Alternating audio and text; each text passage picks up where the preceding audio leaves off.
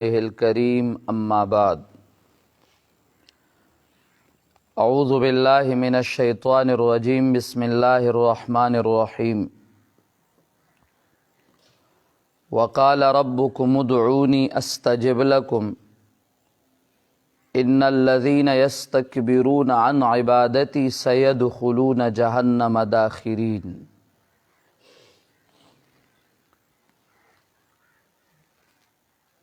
मुअज़्ज़ज़ तुलबाए किराम औरेदुनको मुसलमाना नुरुणो,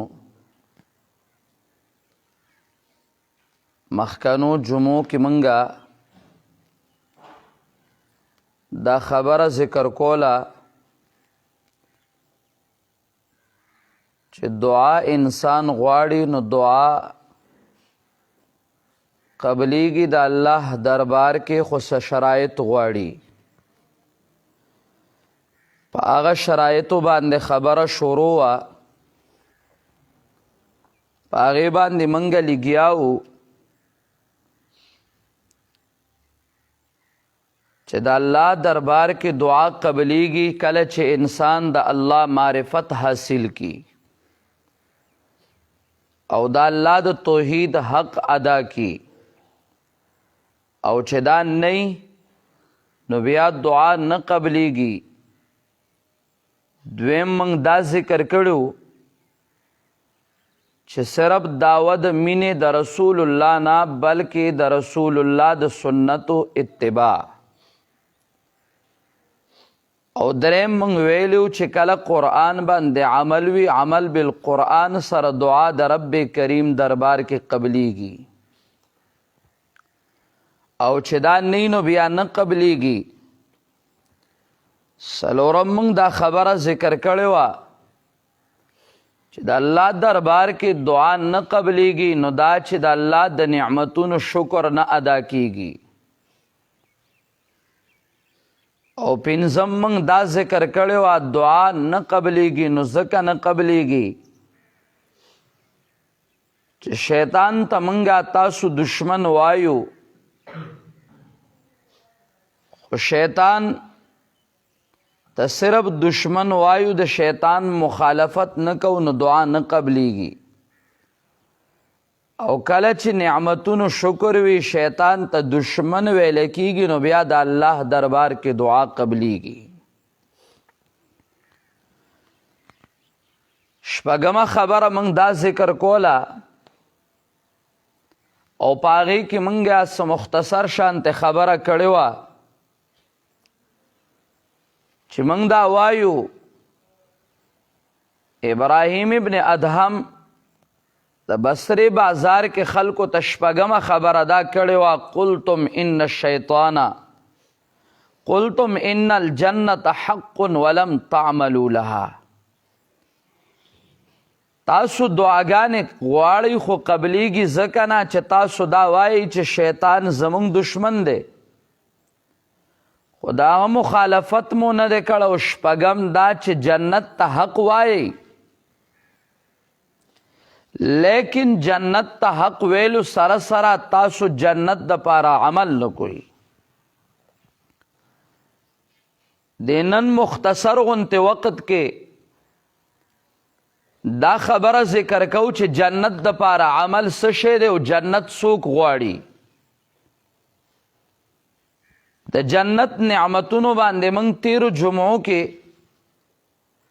मुख्तसर गुनते रोशनाई अचोले वाओ जन्नत मंगा द आगे निअमतुना जिक्र करियो। रुम्बनई खबरा चे जन्नत गवाड़ी सूक चे द जन्नत असबाब इख्तियार के उपागी की बुनियादी शेद अल्लाह तौहीद दे। यौ सड़े दावई जन्नत हक दे लेकिन जन्नत ला अमल न कई। हदीस मुबारक के राजी मुस्लिम की रिवायत राजी उस्मान रजी अल्लाह ताला अन्हु न रिवायत त्या फरमाई चे पैगंबर पाक वेल्यू मम माता वहुव यअलमु अन्नहु ला इलाहा इल्लल्लाह दखल अल जन्ना। چې څوک مړ شو په داسې حالت کې چې د هغه عقیده دا وه، د هغه علم دا و، فاعلم انه لا اله الا الله وهو يعلم انه لا اله الا الله دخل الجنه، نو دی به جنت ته ځي. دویم سبب د جنت د شرک نه اجتناب دی، چې کم یو سړی د جنت نه جنت ته تلل غواړي نو هغه به د شرک نه اجتناب کوي. حضرت جابر رضی اللہ تعالی عنہ نے روایت تے دام صحیح مسلم دے امام مسلم کی شتا. حضرت جابر رضی اللہ تعالی عنہ اغوی پیغمبر پاک څخه یو سړی راغی نو هغه دا ارشاد فرمایل یا رسول الله مل موجبتان، واجبون کې دوه څیزونه څه دي چې یا جنت واجبوي یا جهنم واجبوي. پیغمبر پاک صلی اللہ علیہ وسلم ارشاد او فرمائے من ماتا لا یشرک باللہ شیئا دخل الجنہ ومن ماتا یشرک باللہ شیئا دخل النار. یو موجبہ اغا دادا چه انسان لا مرگ راغے او دا اللہ سرا هیڅ یو شی برخیدار نو ګرځولې دخل الجنه، نو دی جنت واجب کو. او دویم موجبه چې جهنم واجبی نو هغه دادا چې من ماتا یشرک بالله شیئا دخل النار، چې چا لمرک په داسې حالت کې راغی چې د الله سره برخیدار یو شی ګرځولیو دخل النار، نو دی به جهنم ته ځي. اوسړم بنې سبب پیغمبر پاک چې ذکر کوي او زما ستا مخې ته پروت دی نو هغه دا دی چې پیغمبر پاک وی من ماتا وهو يعلم انه لا اله الا الله، د چا عقیده چې توحید وا نو دخل الجنه دی به جنت ته ځي. او د چا عقیده چې د شرک نه اجتنابو من ماتا لا یشرک بالله شیئا دخل الجنه، چې هیڅ یو څیز د الله سره برخیدار نو ګرځولی. زما عزتمندو تیر جمعو کې پدی باندې خبره شوې ده چې توحید څه ته ویل کیږي، شرک څه ته ویل کیږي. مختصر دا اوس پاغه کې نظم یو سړی دا غواړي چې زما د دعا قبول شي نو د جنت له عمل شروع کی. جنت له عمل دا دی چې اسباب جنت هغه اختیار کی. اسباب جنت کې لومبنې د رب کریم توحید دی. خو توحید صرف نوم د توحید نه نوم د توحید دا په لارو کوڅو کې عام دی او د شرک نه د نفرت یو خبره صرف عامه ده چې شرک خشه نه دی، لیکن شرک څوک پیژني نه، توحید څوک پیژني نه. بت پرستی شروع ده، طاغت بت پرستی کې اکابر پرستی شروع ده او پاغي کې تعظیم د اکابرو هغه دې حد ته ورسید چې موحد ځان ته وایي هغه هم د شرک په سیلاب لاو دی. هغه هم د شرک په سیلاب لاو دی. مخکې توحید باندې خبره منګه کړې وه. توحید دغه ته وایي چې الله رب العزت لا د الله صفات ثابتول په داسې طریقه باندې چې پاغي کې لا یشرک بالله شیئا، هیڅ څوک هم برخیدار نی. پیر پاغي کې برخیدار نه، پیر پاغي کې برخیدار نه، فقیر پاغي کې برخیدار نه، دارنګې یو نبی ولی پاغي کې برخیدار نه. علم د الله داسې دی چې پاغي کې هیڅ څوک برخیدار نشتا، نه ذاتن نه عطاءن. دارنګې لیدل د الله داسې دی چې پاغي کې هیڅ څوک برخیدار نشتا، نه ذاتن نه عطاءن. دارنګې اورېدل د رب کریم بلا اسباب داسې دی چې پاغي کې هیڅ څوک برخیدار نشتا. د الله غونته هیڅ څوک نشتا، د الله پشانته هیڅ څوک نشتا. لا تضربوا لله الامثال لم يكن له كفوا احد. دارنګې لیس کمثله شیء، د رب کریم غونته غنته هیڅوک نشتا، نه په ذات کې نه په صفاتو کې او نه ذاتن او نه عطاءن. د رب کریم غنته څوک شتا چې هیڅوک نشتا. اوس دغه خبره ده، قال ربکم ادعونی استجب لکم. رب کریم خدا ویلی دی، چرته رب کریم دا وی زه دعا قبلوم، اجیب دعوت الداعی اذا دعانی. چرته رب کریم وی ادعونی استجب لکم، لیکن اوس هغه دعاګانې نه قبلیږي. ولی ما مخکې عرض وکړه ځکه نه قبلیږي.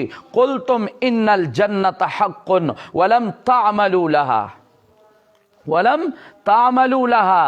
یو جنت والا سبب دا دی چې سړی توحید باندې کامل او اکمل طریقې سره استقامت اختیار کی، داسې اختیار کی ان الذین قالوا ربنا الله ثم استقاموا، چې ربنا الله اوې هغه ربنا الله چې کومې رب کریم سره وعده کړې وه په ازل کې، الستو بربکم قالوا بلا، ته زموږ رب هغه رب دا وی چې ربنا الله.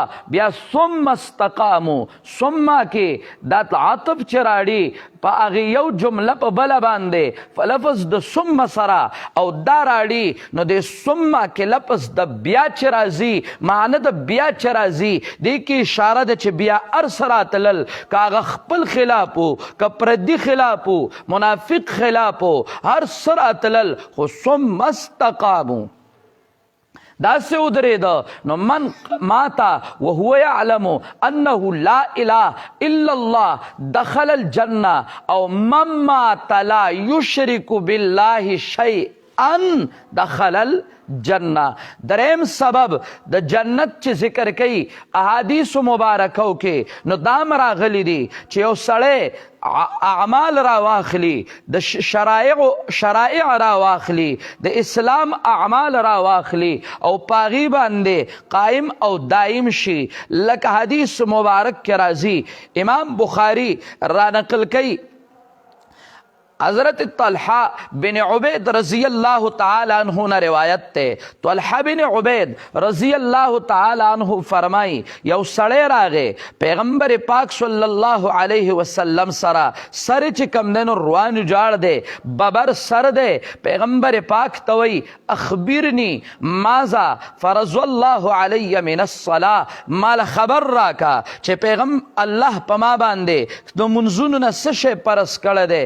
نبی علیہ الصلاة والسلام ورتوی پنځه مزونه پرس کړي دي، ها الا ان تطوع، کچره تس زیوا چې کم نه نو نپل کې نو بیا کول شي، خدا پنځه مزونه رب کریم پرس کړي دي. نو بیا ورته غوي اخبرني ما فرض الله علی من الصيام، مال خبر راکا روجی را باندې رب کریم سپرس کړي دي. نو هغه ورته وی پیغمبر پاک ورته جواب فرمائی شهر رمضان پتا باندې رب کریم د رمضان روزی پرس کړي دي، رمضان فرض دی. ها که چېرې ته اضافي عمل کې او نفلی عمل کې بیا نفلی روجی نه وي نو صحیح ده. بیا ورته هغه وایي اخبرني بما فرض الله علی من الزکاه، زکات چرا باندې الله پرس کړی دی نو هغه راته ووایه. نو نبی علیه الصلاة والسلام ورله د هغې خبروم ورکه چې کله د هغې خبروم ورکه الله او ټول شرایع اسلام ورته ووې. نو هغه سړی وی الله الله وی والذی اکرمک لا اتطوع شیئا ولا انقص مما فرض الله علی شیئا، ما باندې چې الله کم پرایز راوستی دي د پرایزو کې به زیادتم نکوم، د پرایزو به نه نقصانم نکوم، پرس ته به پرز وام. نبی علیه الصلاة والسلام چې کله هغه سړی د هغه ځای نزي نو نبی علیه الصلاة والسلام فرمای افلح ان صدقه، او بعضی روایتو کې راځي دخل الجنه ان صدقه. کده په دغه اعمالو باندې دا پنځه منځونه، دا روجا او دارنګ زکات او دا غینه پستا نور حج وغیرہ شرایع اسلام چې کله پیغمبر پاک خبر ورکو د هغې خبرې وکړه نو نبی علیه الصلاة والسلام وی دخل الجنه ان صدقه. دخل الجنه ان صدقه د رښتیا د کچری رښتیا ویلي د په پرایزو کې زیادت نه کوي پرایزو کې نقصان نه کوي ځکه چې دین کله رب کریم قائم ګرځول دی اکمل ګرځول دی کامل اکمل قائم ګرځیدل دی نو رب کریم دام ویلو ان الله ان الدین عند الله الاسلام نو رب کریم دام ویلو اليوم اکملت لكم دینکم واتممت علیکم نعمتی ورضیت لكم الاسلام دینا نو دین کامل دے نو چې دین کامل دے پرایز نه سیوا کې او هغه کې نقصان هم نه کې نو دا عمل د جنت ته یو ما سبب د جنت ذکر ک توحید دویم ما ذکر ک تاسو ته د شرک نه اجتناب او دریم ما ذکر کو شرائع باندې عمل چې سړی منځ تکار وي او داغه پابندیو کی روزي تکار وي داغه پابندیو کی دارنګ زکات او دیگر شرائع اسلام را واخلی نو دا سبب د جنت ته ابراهیم ابن ادهم رحم الله دا خبره ذکر کړي وا و تاسو دعاګانې ځکه نه قبليږي چې تاسو جنت منئ خو عمل د جنت نه کوي نو د عمل د جنت نه دام دی چې سړی زکات روجا حج او منځ د دې پابندي شروع کی او کله چې د دې پابندي شروع کی نو زما عزتمندو دا سبب د جنت ګرځي ځکه پیغمبر پاک ویلو دخل الجنه ان صدقه اوس دا عمل د جنت ته نو چې دا عمل د جنت ته نو موږ له پکار دادی چې موږ د جنت عمل تکارو او د جنت عمل چې کله موږ را واغستو او د جنت اعمال مو شروع کړو نو بیا به زما ستا دعاګانې قبلیږي او زما ستا دعاګانې به قبلیږي رب کریم ته به نږدې ګرځو دارنګ محدثین کرام دام ذکر کوي او دام حدیث کې راځي چې اطاعت رسول الله صلی الله علیه وسلم سبب د دخول جنت ته او دا عمل د جنت ته ولی پیغمبر پاک صلی الله علیه وسلم دا فرمایلو امام بخاری حدیث را نقل کړي اللہ نبی علیہ الصلوۃ والسلام وی کل امتی یدخلون الجنہ الا من ابا زما هر یو امتی دا به جنت ته داخلیږي الا من ابا خو چې چا انکار وکړ د جنت ته داخلېدو نه څوک منکر وګرځېد نو دی به جنت ته نه ځي او نبی علیہ الصلوۃ والسلام چې کله دا ووې صحابه کرام عرض کوي یا رسول الله ومن ابا دا سبام لاسو کی چاب د جنت د داخلې دونا انکار کوي دا سبام لاسو کی چاب وای چې جنت ته نظم نبی علیہ الصلوۃ والسلام ناشنا جواب ورکي پیغمبر پاک صلی الله علیه وسلم فرمای من اطاعنی دخل الجنه ومن عصانی فقد ابى من اطاعنی دخل الجنه ومن عصانی فقد ابى چا چې زما تابعداري وکړه نو دی به جنت ته ځي ومن عصوانی چا چې زما نافرماني وکړه غمې زما په طریقه نه و خادي زما په طریقه باندې نه وه ناسته پاسته دای زما په طریقه باندې نه نو فقد ابا دی د جنت نه انکار کوي بل عمل راغی د جنت او اغدار آغه پیغمبر پاک صلی الله علیه وسلم خپل تابعداری دا د جنت سبب ګرځول دی د پیغمبر پاک صلی الله علیه وسلم تابعداری دا سبب جنت ته نو تاسو دا وایي چې څه الله خبر بیا رااله تاسو دا وایي ابراهیم ابن ادهم چې ویلو چې تاسو وایي جنت حق دی لیکن تاسو عمل د جنت نه کوئی عمل د جنت دا دی تابعداري یوم عرض وک عمل د جنت توحید دی دویم عرض وک عمل د جنت د شرک نه بایکاټ دی دریم عرض وک شرایع اسلام دا چې کوم دنو د جنت عمل دی چې روزا منځ او زکات حج سړی باندې دا فرض وي د دې خیال ساتي نو دا عمل د جنت ته. او څلورم ما عرض وکړه اطاعت د رسول الله سبب د جنت ته، عمل د جنت ته. اطاعت د رسول الله مبارک دا په غم کې هم دا په ښادۍ کې هم دا سبب د جنت ته. قرآن کریم بار بار ذکر کړی دی چې دا سبب د جنت ته. قرآن کریم هم دا ذکر کړی دی، احادیث هم دا ذکر کوي. قرآن کریم وی من یطع الله والرسول فاولئک مع الذین انعم الله علیهم من النبیین والصدیقین والشهداء والصالحین وحسن اولئک رفیقا. چا چې تابعداري د الله وکړه، چا چې تابعداري د رسول الله وکړه، او دا دو تابعداري د خپل کړي، تابعداري د الله او تابعداري د رسول الله، معنی د الله احکامات د پیغمبر پاک په طریقه باندې اومنل، قرآن اومن او احادیث د رسول الله دا غي تابعداري وکړه. نو رب کریم وای د به سبا د هغه انبیاء کرام سره، صدیقین، شهدا او صالحین سره الته کې چې کم بوتلی دی رب کریم جنت ته داخل کړي دي او داخلي پرز د محشر باندې سبا بالتی د دمړې دل د روح وتل دام دا غي څخه بزي او سبالا چې کله قیامت راشي او ارواح بدن ته واپس راشي او ابدان ژوندي شي او بیا الته کې انبیا شهدا او صالحین جنت ته داخليږي. نو الته به هم دغه خلک دایبا د تابعدار د رسول الله د اطاعت د رسول الله کون کی دا به رب کریم جنت ته بوزي. د جنت اعمالنا یو عمل دا شو چې پیغمبر پاک ما او تا ته وښود چې جنت ته عمل دا دی او سبب دا دی چې انسان د رسول الله مبارک تابعداري وکړي. دارنګې جنت د اسبابونه یو سبب هغه دام دی چې محدثین کرام حدیث ذکر کوي او هغه حدیث دا دی چې هغه جهاد فی سبیل الله کله یو سړی کوي نو دا سبب د جنت ته. الله اکبر. صحابه کرام عرض کوي چې کله موږ شهیدان شو نو موږ به چرته یو فاین انا. صحابي و یا رسول الله ته به جنت کې. حدیث کې راځي صحابي چې دی نو هغه ګوچه نیولې وه د کجورو ګوچه ور سره وه هغه یې وغورځوله او لاړ په دشمن ډله کې ورځي. دغه وجه ده چې هغوی ته دا ښکارېدل. کله به دا وی د صحابه کرامو چې د احد د غر طرف نه چې کله میدان د جهاد ګرم دی د جنت خوشبو ماله راځي، د جنت خوشبو راځي ماله. ولی هغه جنت طرف ته خوشبو د هغه ځای نه راتله جهاد شروع.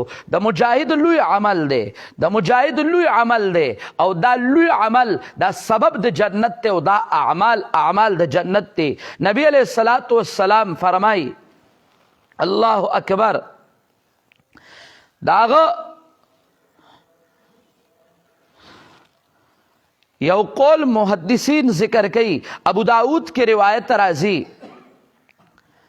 اللہ نبی علیہ السلام فرمائلو یا ایوہ الناس اور ټولو خلق واورئ دا خبره لا تتمنوا لقاء العدو. تاسو چې دی نو د دشمن ملاقات مغواړئ چې جنگ دی جوړ شي، موږ د دشمن سره وجنګیږو. د دې تمنا مکوئ، د دې آرزو مکوئ. وصلوا الله العافیه، رب کریم نه عافیت غواړئ. لیکن فاذا لقیتموهم فاصبروا واعلموا ان الجنه تحت ظلال السیوف. کله چې تاسو د دشمن سره یو ځل مخ شوي جنگ به غواړئ نه، خو که د دشمن سره مخ شوي نو ګوره بیا یاد ساتئ، بیا ثابت قدم شئ او په دې خبره باندې ځان پوه کوئ چې جنت تحت ظلال السیوف دا د تورو دا غسورو دلاندې دی. معنی جهاد کې جنت پروت دی. نو جنت چې یو سړی ګوري، اعمال د جنت چې یو سړی اختیاري نو ا د دې لراشي چې جهاد دی ژوندی کی. زما عزتمندو حدیث پاک کې ډېر ناشنا خبرې دوه ذکر شوې. یو دا چې مقابله د دشمن به غواړې نه، دا نه چې یو سړی کاغه بیا میدان د مناظرې دی، کاغه میدان د جهاد دی. دغه ځای نه علماء کرام چې چا په جدل کتابونه لیکلي دي مناظره ده نو دا تمنا به نه کې چې زه د مناظره دې جوړه شوي مناظره جوړول غواړي، مناظره جوړول غواړي. بعضې خلک شوقیاني دغه شوق به هم نه کې، د جهاد دا به هم نه کې، صریح پاغې کې دی چې بس جنگ دی جوړ شي او جنگ دی جوړ شي او جنگ دی جوړ شي. پیغمبر پاک صریح منع کړی دا چې تاسو به ملاقات ملاوېدل د دشمن تمنا نه کوئ چې جنگ دی جوړ شي، خو چې کله جنگ جوړ شو نو بیا به ثابت قدمي، بیا به ثابت قدمه.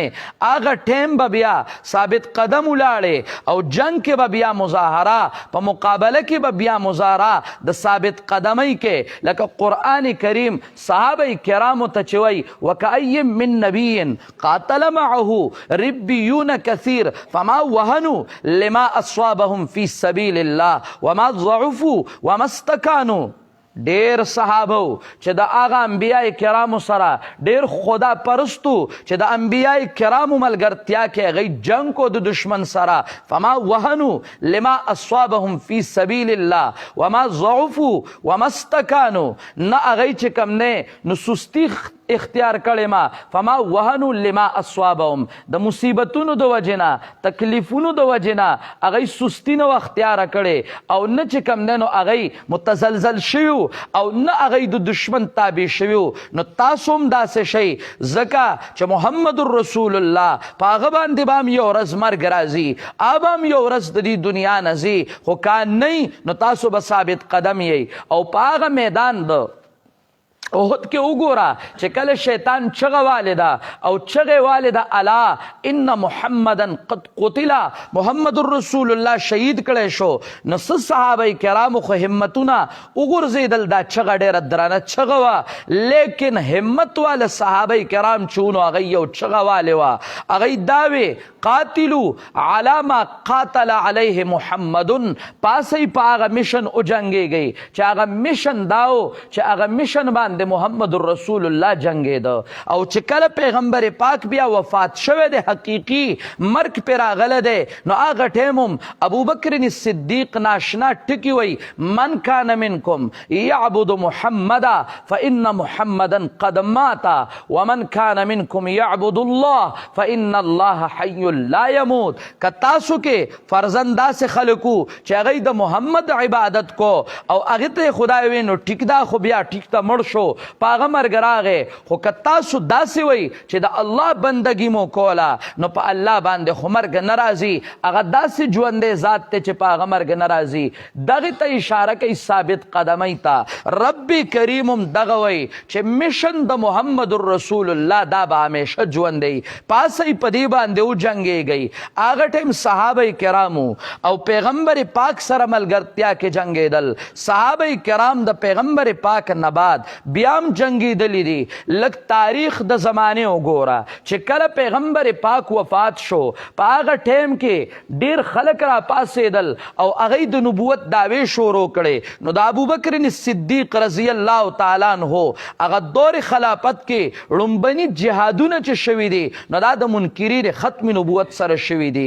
او هغه چا چې منکرین زکات ګرځېدلي او هغوی وی زکات نه ورکو، د هغوی سره د خالد بن ولید رضی الله تعالی عنه د یو کال سفر چې هغې کې هغه د اسود عنسی سره دارنګې طلیحه سره هغه زنانه چې هغې دعوت نبوت کړې وه مسیلمة الکذاب سره وغیره سره جنګېدلی، نو هغه ټول هغه خلکو چې منکرین د ختم نبوتو د هغوی سره لګیاو جنګېده.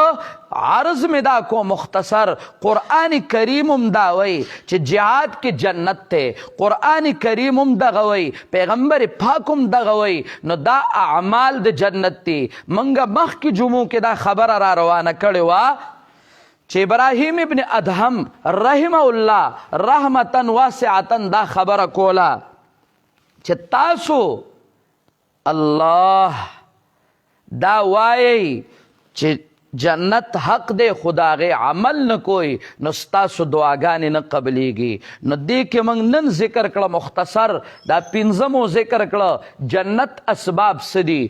توحید سبب د جنت ته، د شرک نه اجتناب سبب د جنت ته، شرائع د اسلام سبب د جنت ته، دارنګ شرائع د اسلام سره سره دا سبب د جنت ته چې انسان د رسول الله اطاعت کی او دا سبب د جنت ته عمل د جنت ته چې جهاد فی سبیل الله باندې سړی ګامزن وي ان شاء الله نور به آینده جمعو کې بیا وو سنت وکي او غینا پس درېږو بیا قولو